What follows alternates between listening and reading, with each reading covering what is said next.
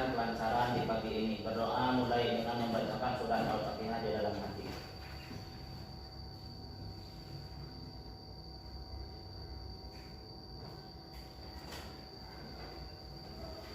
Doa selesai.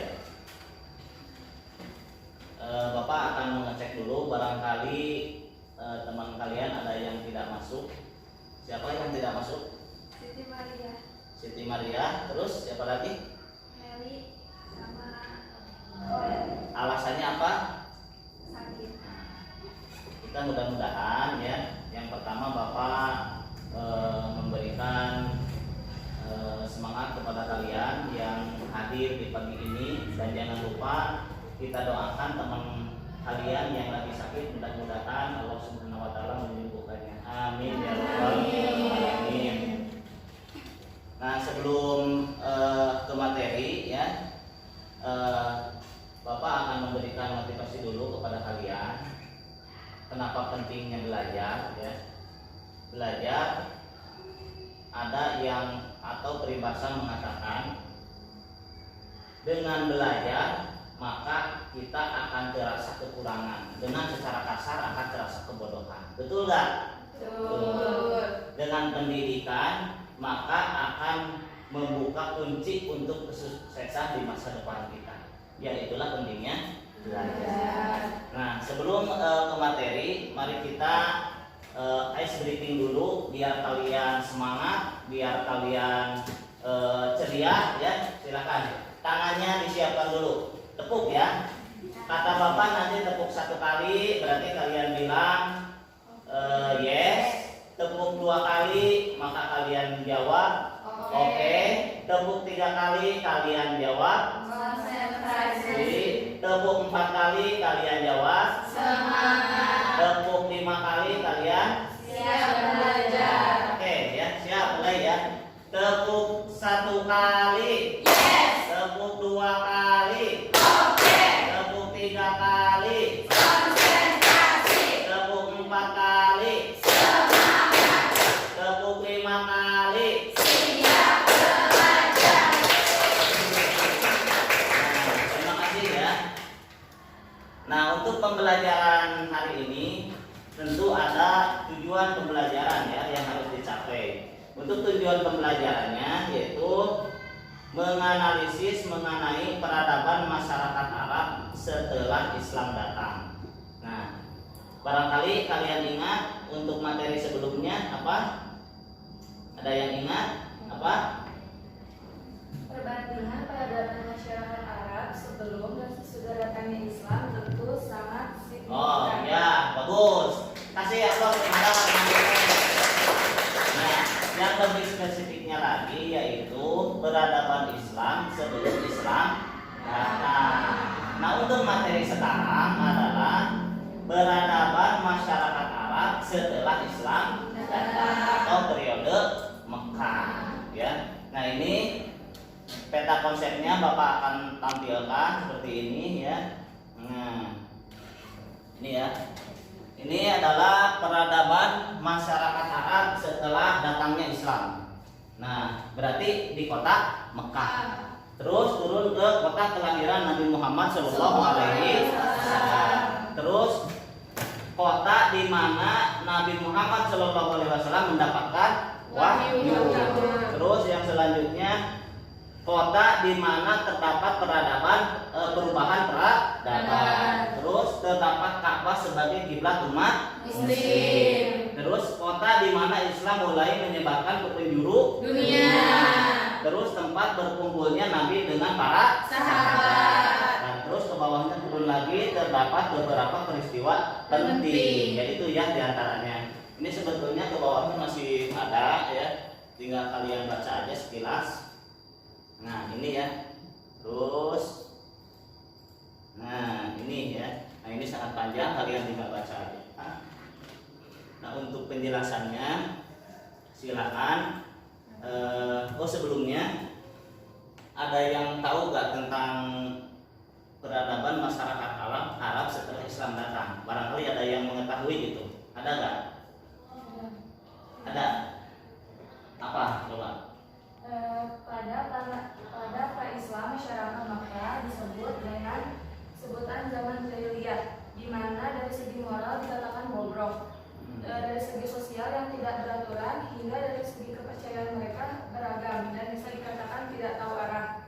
Ya, cukup. Kasih aplaus untuk Maulina. Ini ya, Bapak akan menampilkan video yang di dalamnya berarti tidak terlepas dari peta konsep yang Bapak tadi tampilkan. Ini ya, silakan. Di Mekah, Nabi Muhammad SAW dilahirkan, dibesarkan dan diutus menjadi seorang Rasul terakhir di muka bumi.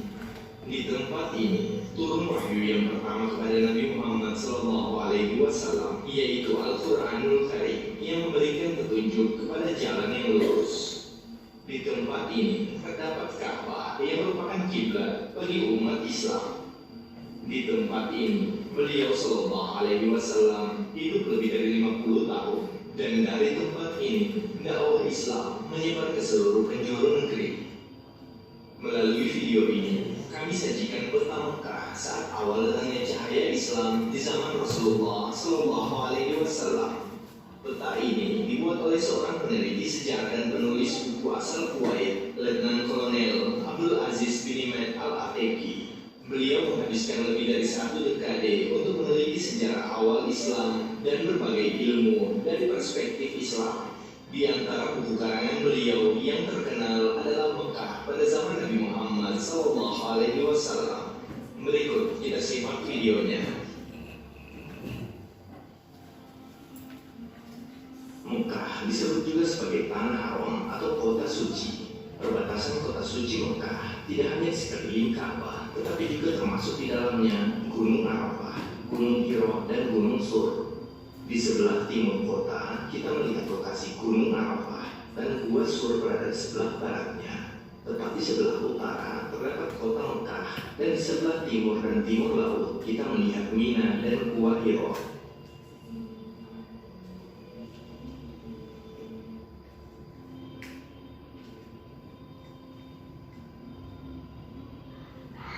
Penutup Ka'bah atau yang disebut dengan kiswah adalah kain yang berkualitas tinggi dan terdiri dari berbagai warna. Dalam ilustrasi gambar terlihat juga sumber air Zam-Zam yang airnya berada di permukaan sumur, tetapi biasanya airnya jauh lebih rendah dan dalam. Di samping sumur juga memiliki konstruksi 2 tempat untuk mengisi air. Yang paling dekat dengan Ka'bah digunakan untuk minum, dan yang satunya lagi digunakan untuk mencuci. Di wilayah selatan Mekah terdapat rumah dari 2 orang yang sangat terkenal dan senantiasa mendampingi Nabi Muhammad. Dikunjungi malaikat yang paling mulia, yaitu Jibril alaihissalam, untuk menjemput Nabi Muhammad SAW. Dari sanalah peristiwa Isra Mi'raj bermula. Perjalanan 1 malam menuju Masjidil Aqsa di Yerusalem, dan kemudian ke Sidratul Muntaha.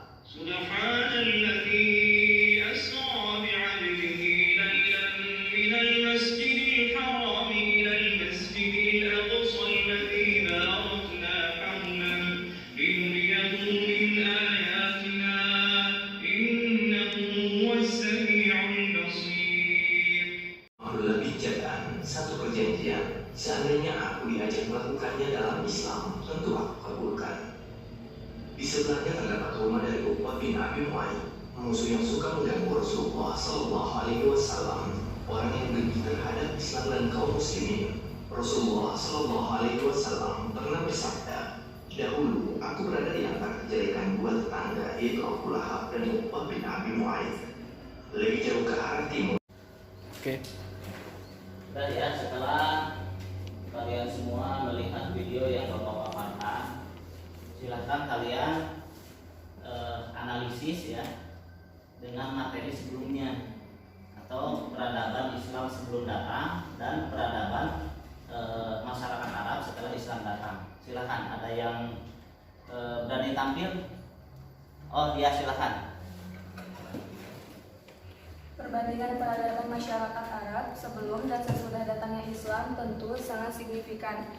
Pada pra-Islam, masyarakat Mekah disebut dengan sebutan zaman jahiliyah, di mana dari segi moral dikatakan bobrok, dari segi sosial yang tidak beraturan, hingga dari segi kepercayaan mereka beragam dan bisa dikatakan tidak tahu arah.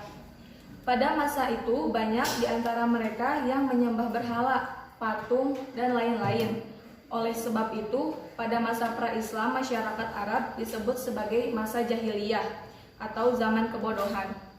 Sedangkan pada masa sesudah datang Islam, yaitu masa datangnya Nabi Muhammad SAW, yang dikatakan sebagai masa datangnya cahaya Islam, segala aspek kehidupan masyarakat Arab mulai berubah dari segi peradaban, ekonomi, sosial, hingga kepercayaan mereka berubah. Hal ini sebagaimana peristiwa pada waktu itu, walaupun Nabi Muhammad SAW seringkali mendapatkan tantangan dari kaum Quraisy dalam penyebaran ajaran Islamnya, namun pada waktu itu penduduk kota Makkah yang masih menganut kepercayaan Watsani tiba-tiba berbondong-bondong menyatakan bahwa mereka masuk Islam. Sudah. Ya. Kasih aplaus, tepuk tangan. Nah, barangkali di antara kalian ada yang mau menambahkan ataupun ada yang tidak mengerti atau tidak jelas, silakan untuk bertanya. Pak, saya mau bertanya. Oh iya, silakan. Faktor apa saja yang menyebabkan kaum Quraisy menentang keseruan Islam? Itu ya. Jadi maksud pertanyaan dari Salma tadi, jadi faktor apa saja yang mendorong ya orang Quraisy itu sangat menentang terhadap Islam? Ini pertanyaan yang sangat bagus. Barangkali ada yang mau menjawab? Saya, Pak. Oh iya, silakan. Mereka takut akan hari kebangkitan. Ya, bagus. Terus ada lagi?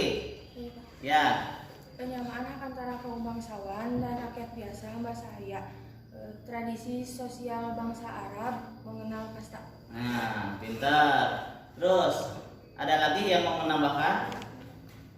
Taklid terhadap nenek moyang, ajaran nenek moyang. Oh, berarti taklid terhadap ajaran nenek. Ya. Terus ada lagi yang mau menambahkan? Ya. Kaum Quraisy tidak dapat membedakan antara kenabian dan kekuasaan, sehingga mereka mengira bahwa tunduk terhadap Nabi Muhammad SAW versi pada kekuasaan Bani Abdul Muttalib. Ya. Tepuk tangan untuk semuanya ya.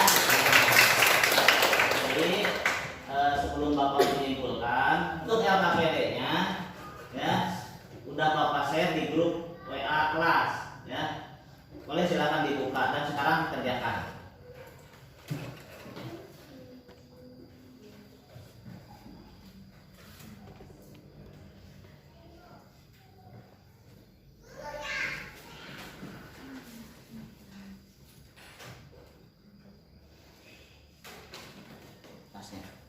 Nah, udah ya. Nah, di sini alhamdulillah udah pada mengerjakan. Bapak cek dulu ya nama-nama di sini yang sudah mengerjakan. Alhamdulillah semuanya sudah mengerjakan. Namun Bapak akan mengumumkan, Bapak diumumkan ya. Untuk mengumumkan paling 2 orang saja. Nah, di sini nih, alhamdulillah. Yang penting kalian di atas KKM saja ya. Dan alhamdulillah ini untuk nama Maulin. Mana Maulin? Nah, ini untuk Maulin udah ada nilainya 90. Tepuk tangan untuk Maulin. Terus yang kedua adalah Salma. Salma itu ada nilai 85. Tepuk tangan. Itu ya. Nah, alhamdulillah untuk LKPD sudah kalian kerjakan. Tinggal Bapak menyimpulkan atau mempraktikkan saja tadi jawaban yang ditanyakan oleh teman-teman kalian, dan alhamdulillah semuanya sudah spesifik, sudah nyambung, tinggal Bapak melengkapi saja. Nah, untuk alasannya tadi kalian menjawabkan taklid nenek moyang gitu ya, sehingga mereka itu sangat membenci terhadap ajaran Islam. Jadi begini. Nah, sebelumnya bangsa Quraisy itu kan penyembah berhala ya, yang menganut ajaran agama yang dibawa oleh nenek moyangnya. Nah, datangnya Islam jadi harus dirubah, tidak boleh menyembah berhala. Jadi mereka sekaligus itu otomatis orang-orang Quraisy itu menentang Islam karena mereka tidak mau merubah ya ajaran yang sudah dianut dari sebelumnya. Katanya apa alasannya, dengan istilahnya ribet kan, nggak mau ribet gitu. Terus ada lagi yang menjawab tadi karena faktor ekonomi. Nah, dengan datangnya Islam kan sudah otomatis bahwa tidak boleh menyembah berhala. Sedangkan masyarakat Quraisy sebagian dulu itu adalah mata pencahariannya membuat patung. Jadi membuat patung mereka jual, ya, nah itu kan faktor ekonomi. Jadi datangnya Islam tidak boleh itu dengan menyembah berhala. Jadi mungkin mata pencaharian mereka pun terambil dengan tidak boleh membuat patung. Ya, tadi apa yang menjawab tentang apa tadi jawabannya? Takut terhadap ajaran. Terus tadi apa lagi? Takut hari kebangkitan. Nah, takut hari kebangkitan karena ajaran Islam itu mengajarkan, ya, kenapa mereka takut? Mereka takut karena Islam mengajarkan bahwa semua manusia akan dibangkitkan setelah di hari kiamat. Jadi dibangkitkan, ya, dan mereka akan memperlihatkan perilaku yang diperbuat ketika mereka masih hidup. Ya, beginilah secara simpelnya. Ketika kita di sini melakukan perbuatan yang sangat baik, maka nanti pun akan diperlihatkan kepada kita. Sebaliknya, kita di sini berbuat buruk, terus sering menfitnah, maka nanti pun mereka akan diperlihatkan. Nah, mungkin itu ya kesimpulan dari Bapak. Mudah-mudahan kalian semua tidak puas dengan apa yang Bapak simpulkan, sehingga kalian semua akan terus belajar. Nah, untuk materi kedepannya, ya, untuk pekan depan yaitu periode Madinah yang Bapak barusan terus cuplikan video, yaitu periode Mekah. Itu ya untuk kesimpulan dari pembelajaran hari ini, ya. Nah, untuk kami minta untuk semuanya mudah-mudahan kita diberikan kelancaran dan diberi kesehatan. Mari kita membaca doa kafaratul majlis. Bismillahirrahmanirrahim. Subhanallahumma wa bihamdika asyhadu an la ilaha illa anta astaghfiruka wa atubu ilaik. Sekian, terima kasih. Wassalamualaikum warahmatullahi wabarakatuh.